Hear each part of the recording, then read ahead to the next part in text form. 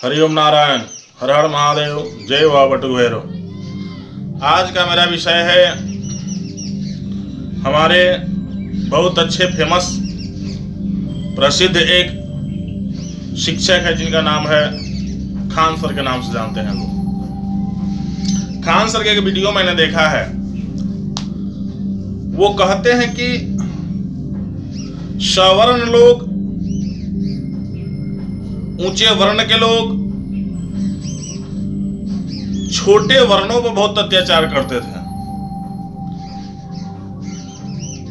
सबसे पहले मैं खान जी को एक बहुत बड़ा अच्छा मैसेज देना चाहता हूं। इस विषय बिंदु को जान लीजिएगा कि आप जिस तरह पढ़ाकर वीडियो बनाकर YouTube पर अपलोड कर रहे हैं ना, ये मैं बहुत पहले छोड़ चुका हूं।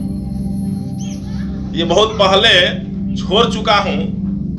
यदि आपको पता ना हो तो छपरा के जितने भी इंस्टीट्यूट हैं सभी के डायरेक्टर से राकेश मिश्रा का नाम पूछ सकते हैं। इतना ही नहीं, जितने भी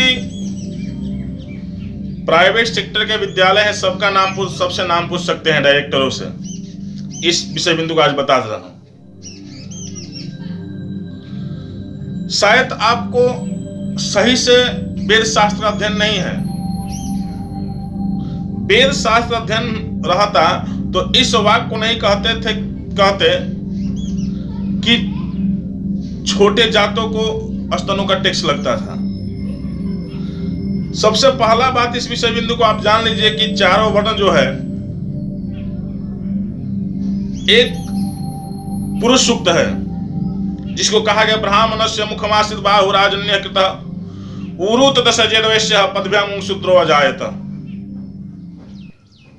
कि ईश्वर के उस विराट पुरुष से ब्राह्मणस्य मुखमासित, ब्राह्मण की उत्पत्ति जो है ब्राह्मण के मुख विराट पुरुष सतभागा नारायण के मुख से हुआ है। बाहुराजन्य कृत, इस बाहु से क्षत्रियों की उत्पत्ति हुआ है। उरुत दशजेदवैश्य, उदर मतलब पेट से वैश्यों को उत्पन्न हुआ। पद्भ्याम शूद्रो अजायत, और शूद्रों को चमन से हुआ है। यह बात जान लीजिए कि यह सनातन ही एक ऐसा धर्म है कि सभी जाति को, सभी लोगों को एकजुट में बांट कर रखा है। पढ़ाते मतलब कि विद्रोह फैलाना प्रारंभ कर दिया आप। हाँ, ये गलत बात है। तो जितने भी वर्ण है, सारा वर्ण इस मनुष्य के शरीर में है। क्या? तो ब्राह्मण, इसके जो ऊपर होता है वो ब्राह्मण है, और ये बाहु जो है क्षत्रिय है, और ये उदर जो है वैश्य, और उदर के नीचे जो है शूद्र को नाम से जानते हैं। आज जान लीजिए, अच्छा से इस विषय बिंदु को जान लीजिए। मैं आपके लिए स्पेशल वीडियो बना रहा हूं, आपको स्पेशल आपके लिए इस विषय बिंदु को जान रहा हूं। आप ऋग्वेद का बात कर रहे थे, ऋग्वैदिक काल और ये काल, इस सुधारने का काम भी हमारा सनातन धर्मीय लोग ही किया है। सनातन धर्मीय ऋषि मुनि ने ही किया है। आपको जानते नहीं, झूठे कुछ इतिहास जान गए हैं, और बच्चों को पढ़ाना आप उतना ही पढ़ाते हैं जितने कि आप नौकरी करा सके, उससे ज्यादा कुछ जानते नहीं हैं। ये मुझे पता है, इस चीज को जान लीजिए आज। उसके बाद चारों वर्ण हमारे शरीर में ही निहित है, अर्थात हमारा समाज जो है ठीक इसी आधार पर निर्धारित किया गया है। आपका पैर काट दिया जाएगा तो दिमाग रहेगा, मस्तिष्क रहेगा तो चल सकिएगा। उदर में कोई रोग होगा तो मस्तिष्क ठीक ठाक रहेगा, बुद्धिमान है, शिक्षित रहेगा तो चल सकेगा। बाह अगर सीधा सही रहेगा तो चल जाइएगा, लेकिन मस्तिष्क खराब हो जाएगा, समाज से अथल पथल। अर्थात हमारे समाज में अगर शूद्र पथभ्रष्ट हो गया तो हमारा समाज चल जाएगा, वैश्य पथभ्रष्ट हो जाएगा तो समाज चल जाएगा, क्षत्रिय पथभ्रष्ट हो जाएगा तो हमारा समाज चल जाएगा। लेकिन ब्राह्मण अगर समाज पथभ्रष्ट हो जाए तो हमारा समाज नहीं चल सकता, हमारा भारत नहीं चल सकता। तो इसी तरह आप कह रहे हैं कि जाति के कर्म के आधार पर बढ़ाया गया है, आपका यह सोच गलत है। आपका यह सोच गलत। सही से ऋग्वेद पढ़िए तब आपको पता चलेगा। प्राचीन वेद है ऋग्वेद, सही से आप ऋग्वेद पढ़िए तब आपको पता चलेगा कि ऋग्वेद है क्या आखिर में। आप अच्छा से हिस्ट्री इतिहास जानते हैं तो आज हमको केवल 6 शास्त्र का नाम बता दीजिए। आप हमको केवल 6 शास्त्रों का नाम बताए, उसके क्या कहते हैं, विकासकर्ता, समाज में लाने वाले का नाम बताइए। जो प्रवर्तक हैं 6 शास्त्र के, उसके बारे में बता दीजिए, मैं आपको मान जाऊंगा। हाँ, आप टीचर हैं, आप जाने केवल हिस्ट्री थोड़ा बहुत जानते हैं, ये मैं जानता हूं आपके बारे में। और अपनी उत्पत्ति बता दीजिए हमको, देखते हैं कहां तक आता है। और नहीं जानते तो चारों वर्णों के बाद आप ऋग्वेद से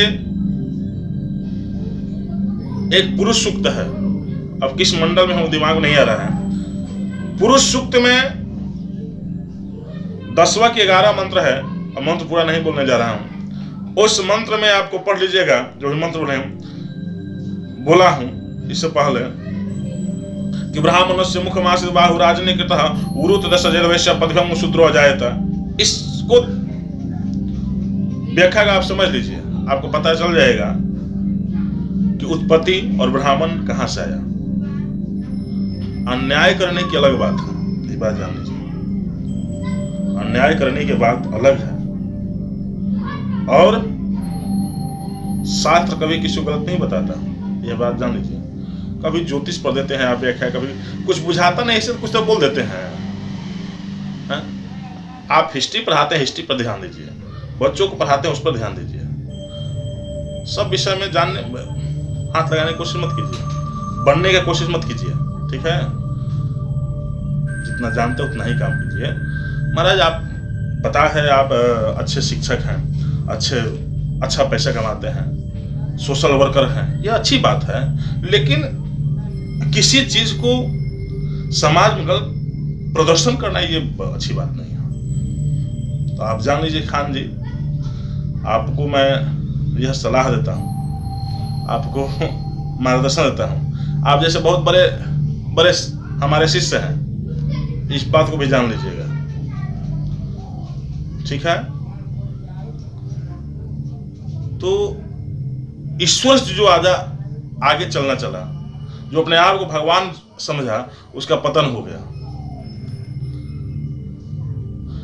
क्योंकि कहा गया कि एक श्लोक में, सत्य न रक्षते धर्मो विद्या योग न रक्षते अमृज्य रक्षते रूपम कुलम रीते न रक्षते। सत्य के द्वारा धर्म की रक्षा होती है। सत्य न रक्षते धर्म विद्या योगी न रक्षते, योग अर्थात अभ्यास के द्वारा विद्या रक्षते। मृज्या रक्षते रूपम, मृज्या अर्थात उपटन के द्वारा, उपटन मतलब कि जो प्रसाधन से उससे उपटन के द्वारा रूप की रक्षा। कुलम रीति न रक्षते, और अच्छा आचरण के द्वारा कुल की रक्षा, खानदान की रक्षा होती है। तो ये तो आप पता चल गया, आप अपने खानदान के भी बारे में बताइए। वो इस विषय गलत बात समाज प्रचार मत कीजिए, ठीक है। क्योंकि आप जितना पढ़े हैं, फिर मैं आपको बताता हूँ, मैं कितना इंस्टीट्यूट और कितना विद्यालय रन करा चुका हूँ, और सब लोग जानते हैं मुझे। आचार्य राकेश ज्योतिषाचार्य के नाम से आप छपरा जिला में किसी से पूछ लीजिएगा, बनारस में भी मैं अखिल भारतीय ज्योतिष विज्ञान संरक्षक भी हूँ, यह भी जान लीजिए आप। मैं छोटे मोटे व्यक्ति का शिष्य नहीं हूँ। मैं प्रोफेसर नागेंद्र पांडे, नाम सुने होंगे, सदानंद शुक्ल, उमाशंकर शुक्ल, जाके पता करिएगा संपूर्ण संस्कृत विश्वविद्यालय में, वाराणसी के बारे में आपको पता चल जाएगा हम किसके शिष्य हैं, मैं कौन हूँ।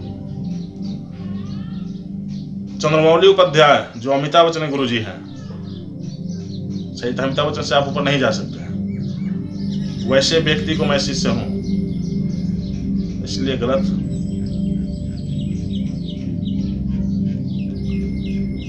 मैसेज समाज में डालिए, कुछ ऐसे बात मत बोल दीजिए जिससे कि समाज में किसी को कष्ट हो।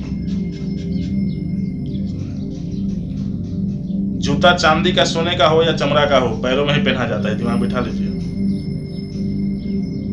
जूता चांदी का, सोने का, हीरा कुछ का, किसी का भी हो, पैर में पहने, मस्तक में नहीं रखा जाएगा। और ताज किसी भी चीज का हो, एक कागज का ही ताज हो तो मस्तक भी रखाता है। इसी विषय बिंदु को जान लीजिए। तो आप इस विषय को जानते हुए किसी भी वाक्य का प्रयोग कीजिए माननीय खान जी। तो इतना ही कहता हूं। और मेरा एक प्रश्न उत्तर दिए, 6 शास्त्र का नाम बता दीजिए हमको, और 6 शास्त्र को प्रवर्तक का नाम बता दीजिए।